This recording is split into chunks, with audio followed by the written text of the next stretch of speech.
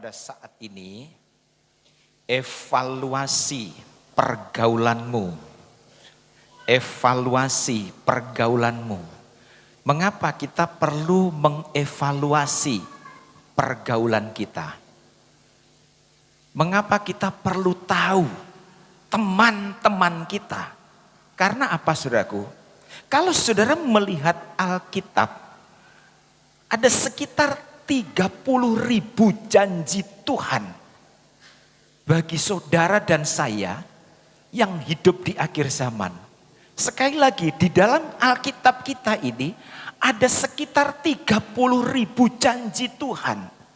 Dan salah satu janji Tuhan yang sering kita dengar, yaitu kita tidak akan menjadi ekor, tetapi akan menjadi kepala. Amin, saudara. Ini salah satu janji Tuhan. Padahal sekali lagi ada 30.000 janji Tuhan.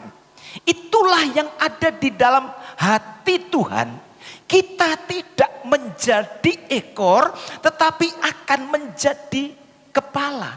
Tetapi saudaraku, untuk mengalami janji-janji Tuhan yang terkenal ya dan amin, selain kita memiliki hubungan yang manis dengan Tuhan, selain kita harus memiliki hubungan yang mesra, selain kita memiliki hubungan yang intim dengan Tuhan, kita perlu memiliki hubungan dengan orang-orang yang tepat. Dua ini. Kalau engkau ingin alami janji-janji Tuhan, yang pertama, selain kita harus punya hubungan yang manis, hubungan yang mesra, hubungan yang intim, hubungan yang karib dengan Yesus, kita juga perlu memiliki hubungan dengan orang-orang yang tepat. Mengapa saya katakan memiliki hubungan dengan orang-orang yang tepat? Karena apa? Ketika kita memiliki hubungan dengan orang-orang yang tidak tepat, kita tidak akan alami janji-janji Tuhan. Orang-orang yang tepat adalah orang-orang yang bisa memberikan inspirasi kepada saudara. Nah ini, orang-orang yang bisa memberikan inspirasi kepada saudara. Bahwa saudara bisa sukses. Orang-orang yang bisa mendorong saudara untuk maju. Orang-orang yang bisa mendorong saudara untuk berkembang. Ketika kita memiliki teman seperti ini, ketika kita bergaul dengan orang-orang seperti ini, maka saudaraku, kesuksesan itu sudah dekat. Jadi penting sekali, saya tekankan sekali, penting sekali kita memiliki teman yang bisa mendorong kita untuk maju. Teman yang bisa mendorong untuk kita bisa berkembang. Teman yang bisa mendorong untuk kita bisa sukses. Jadi sekali lagi, kesuksesan kita itu ditentukan yang pertama, hubungan kita dengan Tuhan. Yang kedua, dengan orang-orang di sekeliling kita. Nah ini, orang-orang di sekeliling kita, pergaulan kita, teman yang ada di sekitar kita, itu sangat menentukan. Coba kita lihat ayatnya. Di dalam Matius pasal yang ke-7, ayat yang ke-6. Matius pasal yang ke-7, ayat yang ke-6. Jangan kamu memberikan barang yang kudus kepada anjing. Dan jangan kamu melemparkan mutiaramu kepada babi. Supaya jangan diinjak-injaknya dengan kakinya. Lalu ia berbalik mengoyak kamu. Kita angkat, jangan melemparkan mutiaramu kepada babi. Saudara, dapat kita menganggap mutiara itu sebagai karunia. Mutiara itu kita anggap bisa sebagai talenta kita. Kita anggap kepribadian kita, bakat kita, keistimewaan kita. Kalau kita bergaul dengan orang-orang yang tepat, saudaraku. Mereka itu bagaikan sesuatu yang bisa menggosok kita sehingga mutiara kita itu semakin lama semakin cemerlang. Mutiara kita itu semakin lama semakin indah. Kalau orang-orang di sekitar kita itu adalah orang-orang yang tepat. Tetapi sebaliknya, walaupun kita punya bakat, walaupun kita punya karunia, walaupun kita punya talenta, tetapi kalau orang-orang di sekitar kita itu adalah orang-orang yang tidak tepat, maka talentamu bukannya malah muncul, talenta kita bukannya malah berkembang, tetapi talenta kita akan semakin redup. Amin, saudaraku. Karena apa? Orang-orang di sekitar kita adalah orang-orang yang membuat kita lemah. Ketika kita mungkin menghadapi satu masalah, sepertinya masalahmu itu sulit dipecahkan. Kalau di sekeliling kita adalah orang-orang yang tidak tepat. Ketika kita menghadapi satu masalah, maka masukan-masukan yang datang kepada kita bukan memberikan kekuatan, bukan memberikan semangat yang baru, bukan memberikan pengharapan, tetapi justru membuat kita lemah. Kamu tidak bisa melakukan itu. Kamu tidak mungkin bisa masuk di tempat itu. Sainganmu berat, peluangmu kecil. Kamu tidak ada apa-apanya dibandingkan mereka. Inilah orang-orang di sekitar kita yang bisa melemahkan kita. Itulah sebabnya evaluasi. Siapa orang-orang di sekitarmu? Kalau engkau ingin alami janji-janji Tuhan. Sekali lagi, kalau engkau ingin alami kesuksesan, apapun bidang kesuksesan itu, perhatikan orang-orang di sekitarmu. Kalau sekiranya orang-orang di sekitarmu itu kok tidak tepat, jangan bermimpi. Jangan terlalu berharap engkau akan sukses, engkau akan berhasil. Nah, jadi saudaraku, sekali lagi penting sekali kita memiliki teman-teman yang tepat. Memang tidak salah saudaraku, tidak salah kita memiliki banyak teman, itu bagus. Tetapi biar kita memiliki banyak teman, tetapi kalau teman-teman itu tidak mendukung kita 100%, itu tidak ada gunanya. Nanti kita akan lihat contohnya. Carilah teman-teman yang memberikan inspirasi untuk saudara maju. Amin, saudara. Carilah orang-orang yang tepat untuk mendorong saudara lebih sukses, lebih berkembang. Dan saya yakin itu ada. Kenapa kita tidak mengalami kesuksesan secara full? Karena apa? Kita dikelilingi oleh orang-orang yang tidak mengasihi kita 100%. Tidak mendukung kita 100%. Tadi pagi saya sudah ngomong di ibadah yang pertama.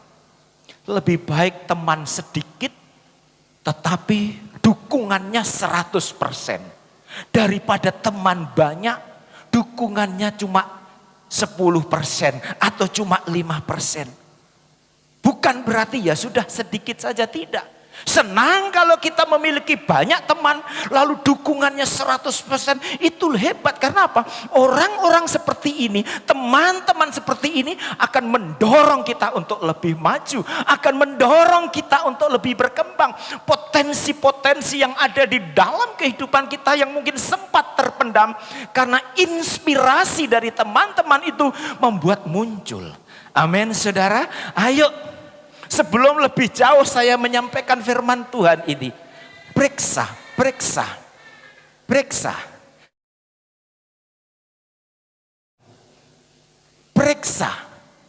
Evaluasi orang-orang yang ada di sekitarmu. Coba kita lihat contohnya. Di dalam Markus pasal yang ke-5, ayat yang ke-22, saudara perhatikan. Markus pasal 5 ayat 22. Datanglah seorang kepada rumah ibadat yang bernama Jairus. Ketika ia melihat Yesus, tersungkurlah ia di depan kakinya dan memohon dengan sangat kepadanya, anakku perempuan sedang sakit, hampir mati. Datanglah kiranya dan letakkanlah tanganmu atasnya supaya ia selamat dan tetap hidup. Ayat 24, lalu pergilah Yesus dengan orang itu. Orang banyak berbondong-bondong mengikuti dia dan berdesak-desakan di dekatnya. Nah, saudara, firman Tuhan ini menceritakan seorang yang bernama Jairus memohon dengan sangat.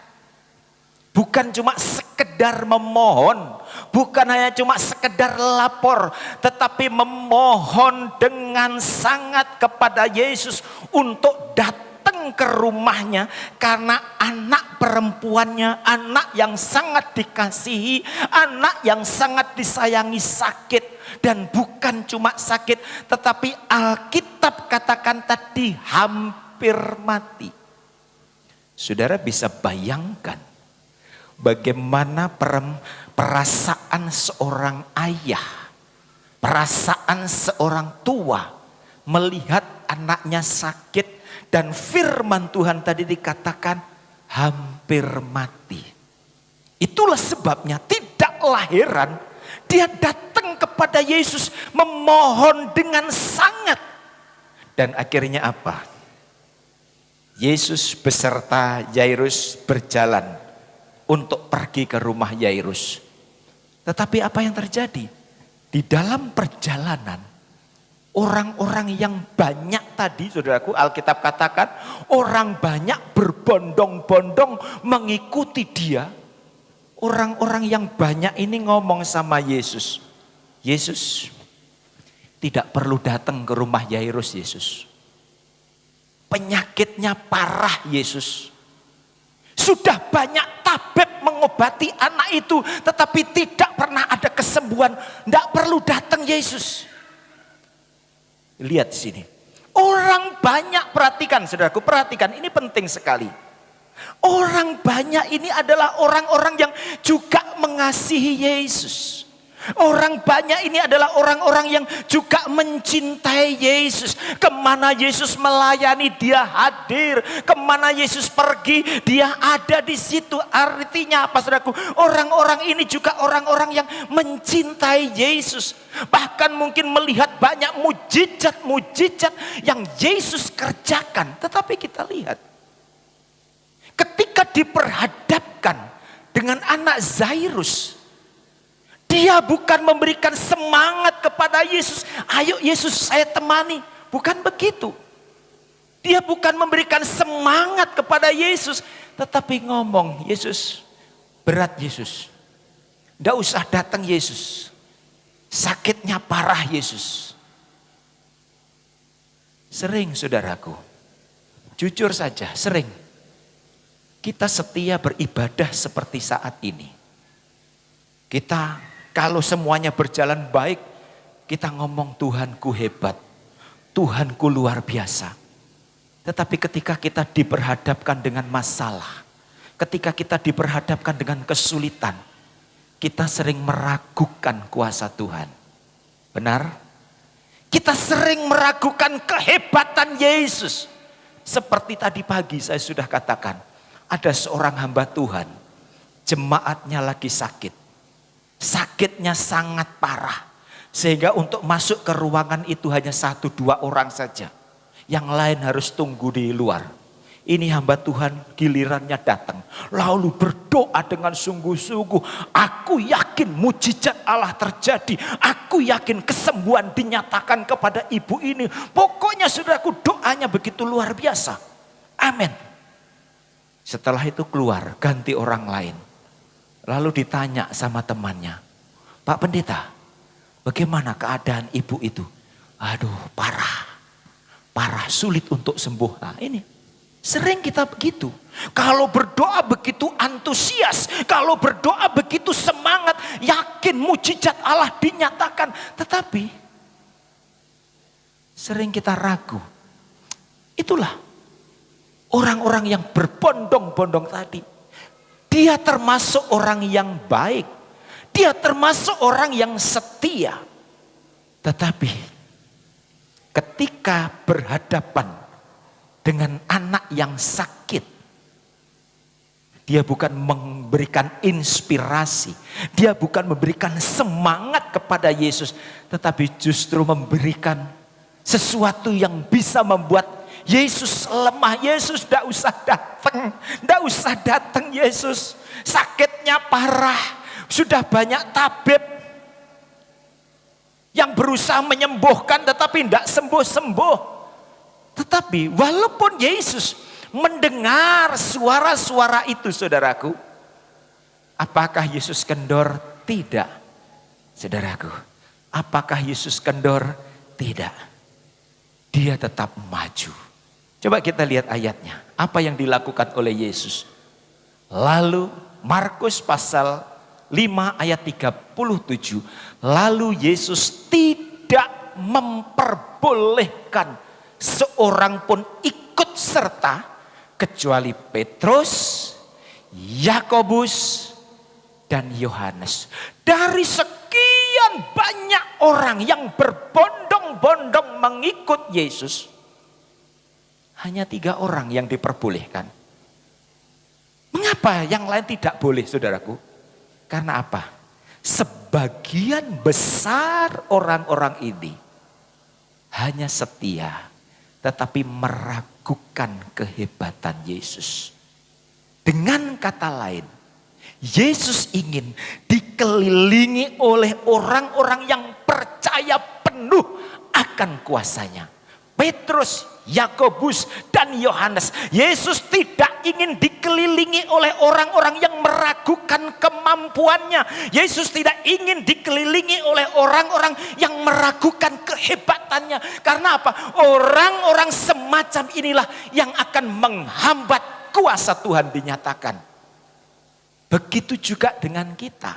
Kalau kita ini dikelilingi oleh orang-orang yang tidak ada semangat hidup, kalau di sekitar kita ini dikelilingi oleh orang-orang yang tidak memberikan inspirasi, yang memberikan semangat, yang memberikan kekuatan, dipastikan kita akan semakin lemah.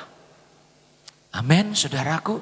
Ayo evaluasi, periksa teman-temanmu. Dengan siapa saudara bergaul, ayo periksa, saudaraku. Yesus tidak memperbolehkan orang-orang itu, saudaraku. Walaupun sekali lagi orang banyak berbondong-bondong mengikuti Yesus. Dia orang baik, dia orang setia, tetapi dia tidak mendukung Yesus 100%. Ayo, kalau engkau ingin sukses, sekali lagi, apapun yang engkau kerjakan, apapun yang engkau geluti saat ini, kalau engkau ingin alami kesuksesan top, kesuksesan maksimal, evaluasi orang-orang di sekitarmu. Cari orang-orang yang mendukungmu 100%. Cari orang-orang yang percaya penuh akan talenta yang ada di dalam hidupmu. Amin, saudara. Akan kemampuan yang ada di dalam hidupmu. Akan sesuatu yang Tuhan titipkan di dalam hidupmu. Cari orang-orang ini. Karena apa? Kalau sekali lagi, kalau kita memiliki orang-orang yang salah di sekitar kita, saudaraku. Orang yang selalu bersikap negatif. Orang-orang yang selalu bersikap ragu, saudara. Maka dipastikan engkau akan alami kegagalan. Contoh saja, kita sementara membangun gereja ini. Saudaraku, ini gereja membutuhkan biaya yang banyak. Entah berapa miliar, saudaraku. Ini belum selesai, ini masih lantai selanjutnya sementara dikerjakan. Tetapi saya sebagai gembala optimis. Sebagai gembala yakin. gereja ini akan selesai. Mengapa saudaraku? Karena saya tahu orang-orang di sekeliling saya. Saya tahu jemaat yang ada di sekitar saya. Saya tahu saudara. Orang-orang yang di sekitar saya adalah orang-orang yang cinta pekerjaan Tuhan. Amin, saudara. Orang-orang yang di sekitar saya adalah orang-orang yang cinta Tuhan. Orang-orang yang begitu peduli dengan pekerjaan Tuhan. Walaupun di tengah-tengah ekonomi yang belum pulih, dia begitu cinta. Itulah sebabnya saya sangat senang. Saudara, walaupun tidak bawa apa-apa, lalu saudara datang ke gereja, ada yang datang ke gereja, lihat begini-begini lalu berdoa. Wah, itu luar biasa saudaraku. Itu sungguh luar biasa. Jadi saya terlalu yakin gereja ini pasti selesai. Karena apa? Saya tahu di sekeliling saya adalah orang-orang yang mendukung pembangunan gereja ini 100%. Tidak ada yang jadi penonton, tidak ada. Dan inilah yang menjadi keyakinan saya, gereja ini pasti selesai. Amin, saudara. Saudara yakin gereja ini pasti selesai? Amin. Berikan kemuliaan untuk Tuhan kita Yesus Kristus. Yakin gereja ini pasti selesai, saudaraku. Nah, kita kembali ke kisah Yairus tadi. Ketika Tuhan Yesus memasuki ruangan, semuanya berkumpul dengan perasaan pasrah, dengan perasaan sedih, dengan perasaan meratap, saudaraku. Dalam kondisi itu Yesus bilang, "Nggak usah sedih, nggak usah meratap. Dia hanya tidur, dia tidak mati." Saudaraku, tetapi saudaraku, apa reaksi dari orang-orang itu? Apa reaksinya? Coba kita lihat ayatnya. Dalam Markus 5 ayat 40. Tetapi mereka menertawakan dia. Ini tuh. Orang-orang yang tidak mendukung Yesus 100%. Ketika Yesus akan mengadakan mujizat ragu. Bahkan menertawakan dia. Begitu juga dengan kita. Kita punya ide-ide cemerlang. Kita punya rencana-rencana yang luar biasa. Kalau di sekitarmu adalah orang-orang yang meragukan kemampuanmu, maka ketika engkau cerita mereka akan tertawa, saudara. Tidak mungkin dia bisa naik pangkat. Tidak mungkin usahanya akan maju. Tidak mungkin dia akan dipromosikan. Ini. Orang-orang yang tidak tepat akan membuat saudara lemah, akan membuat saudara tidak bisa ada daya. Padahal ingat, di dalam diri kita ini ada potensi besar. Amin. Saudara percaya atau tidak? Di dalam dirimu itu ada potensi yang besar. Percaya? Amin, saudara? Karena apa? Kita ini diciptakan serupa dengan gambar Allah. Dengan kata lain, DNA Allah itu ada pada diri kita. Tuhan, kekuatan, kemampuan, potensi Allah itu ada di dalam kehidupan kita. Tetapi kalau di sekitar kita adalah orang-orang yang tidak tepat, potensimu bukannya muncul. Potensimu bukannya berkembang, potensimu bukannya maju, tetapi akan semakin redup. Contohnya saja, saudara adalah orang-orang yang setia kepada Tuhan. Seperti pagi ini. Saudara adalah orang-orang yang setia kepada Tuhan. Kalau saudara bergaul atau di sekitarmu ini adalah orang-orang yang tidak setia kepada Tuhan, lama-lama saudara akan kurang setia kepada Tuhan. Padahal saudara sebetulnya adalah orang yang setia kepada Tuhan. Jadi ayo sekali lagi evaluasi temanmu, evaluasi pergaulanmu.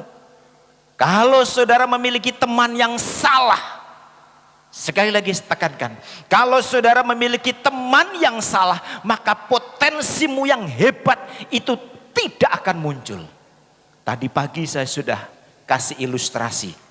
Ada telur Raja Wali, saudaraku. Telur Raja Wali dieramkan, diikutkan sama ayam yang sementara mengeram. Jadi dari sekian telur itu, ada satu telur Raja Wali dieramkan dan akhirnya menetas.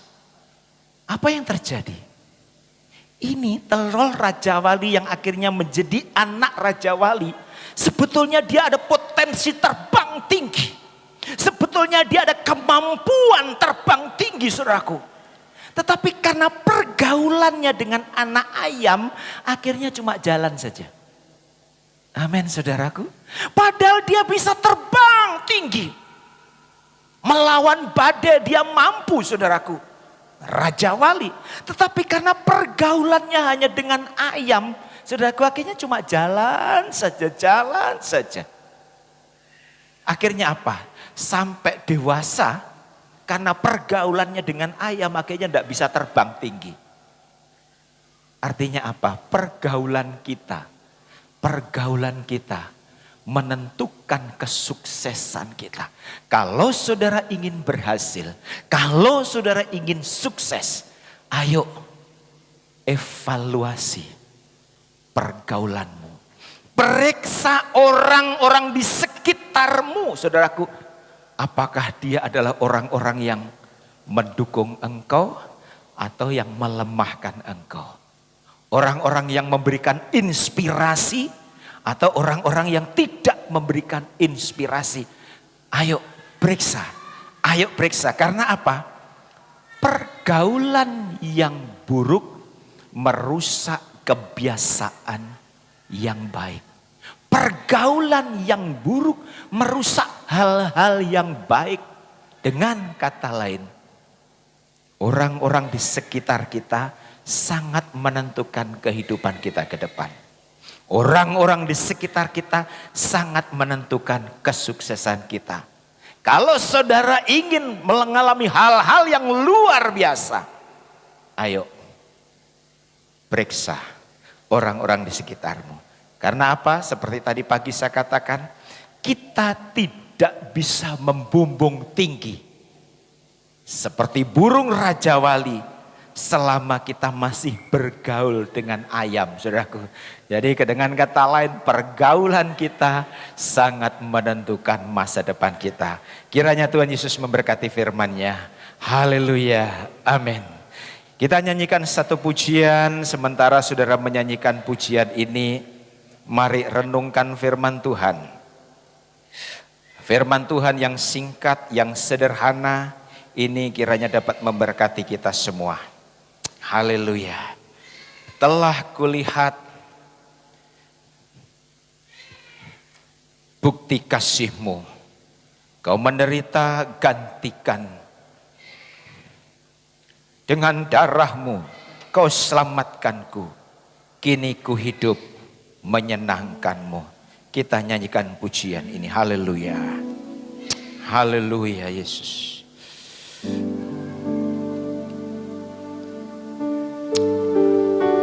Terima kasih Yesus.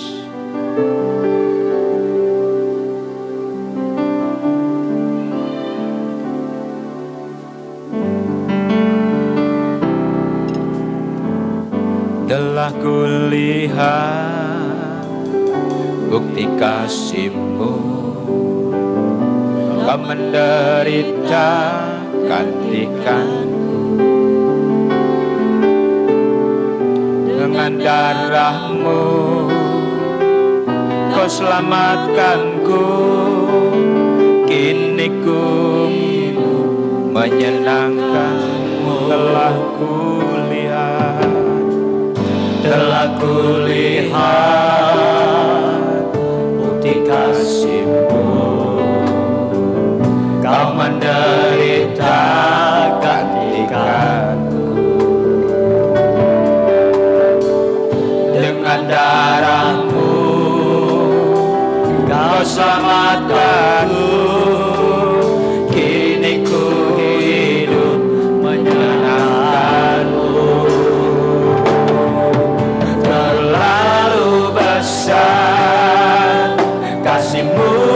Bapa.